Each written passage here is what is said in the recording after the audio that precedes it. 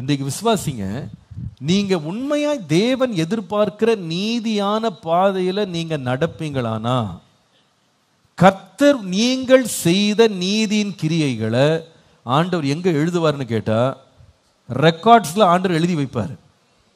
அதை யாரால் என்ன செய்ய முடியாது? அழிக்கவே முடியாது. குறித்த நேரம் வரும்போது கர்த்தர் நிச்சயமா அதை வெளிப்படுத்தி உங்களுக்கு வரவேண்டிய நன்மையை தேவன் பலனாக திரும்ப தருவார். நான் சொல்லுகிற வார்த்தையை நீங்க தீர்க்க தரிசனமா எடுத்துக்கொள்ளலாம்.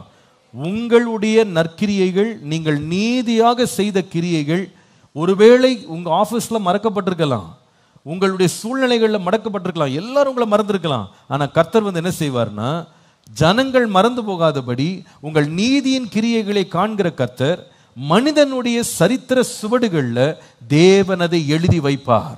அது எழுதி வைக்கும் போது நீங்கள் எதிர்பாராத நேரத்தில் அந்த ரெக்கார்ட்ஸ் ஆண்டவர் திறக்க வைப்பார். எதிர்பாராத நேரத்தில், இரவு நேரத்தில் பார்த்தீங்கன்னா, இந்த ராஜாவுக்கு தூக்கம் வரலன்னு சொல்லி ரெக்கார்ட்ஸ் போய் பார்த்துருக்காரு.